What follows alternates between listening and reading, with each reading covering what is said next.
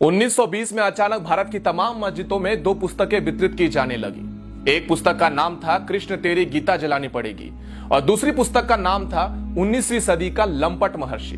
ये दोनों पुस्तकें अनाम थी, इसमें किसी लेखक या प्रकाशक का नाम तक नहीं था और इन दोनों पुस्तकों में भगवान श्री कृष्ण, हिंदू धर्म इत्यादि पर बेहद अश्लील, बेहद घिनौनी बातें लिखी गई थी। और इन पुस्तकों में तमाम देवी देवताओं के बाद इतने बेहद रेखा चित्र रेखाटे गए थे जिसे हिंदू अगर देख लेता तो उसका खून खौल के उठ जाता। और धीरे धीरे ये दोनों पुस्तकें भारत की हर एक मस्जिद में वितरित की जाने लगी।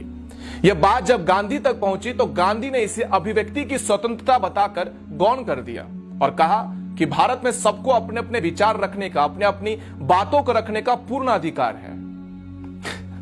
फिर एक दिन अचानक 1923 में लाहौर स्थित राजपाल प्रकाशक के मालिक महाशय राजपाल जी ने एक पुस्तक प्रकाशित की जिसका नाम था रंगीला रसूल। उस पुस्तक के लेखक का नाम गुप्त रखा गया था और लेखक की जगह लिखा गया था दूध का दूध और पानी का पानी।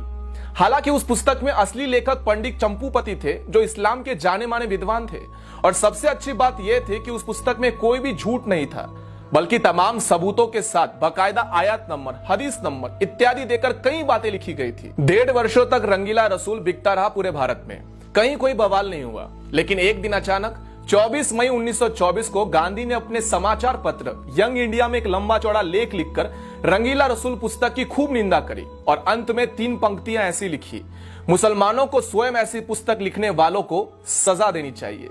गांधी का यह लेख पढ़कर पूरे भारत के मुसलमान अचानक से भड़क गए और राजपाल प्रकाशक के मालिक महाशय राजपाल जी के ऊपर केवल 3 वर्षों में 5 बार हमले हुए।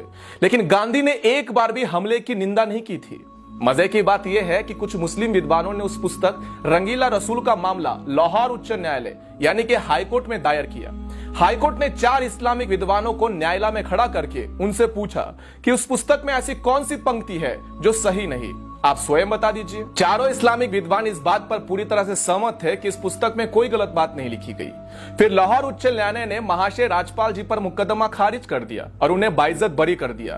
फिर उसके बाद 30 अगस्त 1924 को गांधी ने यंग इंडिया समाचार पत्र में एक और भड़काने वाला लेख लिखा और इस लेख में उन्होंने इशारों में ऐसा लिखा था कि जब व्यक्ति को न्यायालय से न्याय नहीं मिले तब उसे अपने आप प्रयास करके न्याय ले लेना चाहिए।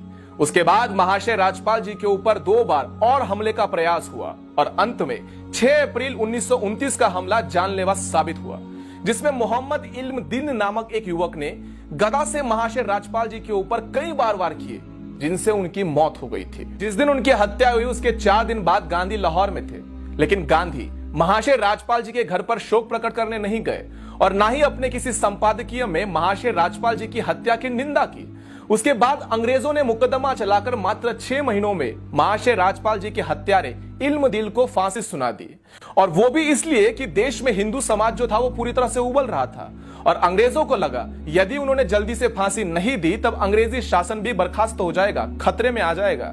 उसके बाद 4 जून 1929 को गांधी ने अंग्रेज वाइसरॉय को चिट्ठी लिखकर महाशय राजपाल जी के हत्यारे की फांसी की सजा को माफ करने की अनुरोध किया था। और इसके अगले ही दिन अपने समाचार पत्र यंग इंडिया में एक लेख लिखते हुए जिसमें गांधी ने यह साबित करने का प्रयत्न किया था कि हत्यारा तो निर्दोष है, नादान है, क्योंकि उसे अपने मजहब का अपमान सहन नहीं हुआ और उसने गुस्से में आकर यह हत्या करने का निर्णय ले लिया।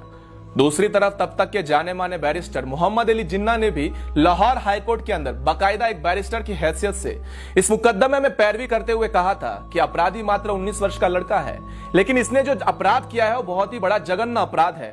इसके अपराध को कम नहीं समझा जा सकता, लेकिन इसकी आयु को देखते हुए इसकी फांसी को सजा को उम्र कैद में बदल देना चाहिए या फिर इसे काले पानी में जेल में भेज देना चाहिए। लेकिन अंग्रेजों ने 31 अक्टूबर 1929 को महाशय राज्यपाल जी के हत्यारे मोहम्मद इल्म दीन को लाहौर जेल में फांसी पर चढ़ा दिया था। बापू, तुम्हारा अहिंसा का पाठ एक तरफा था।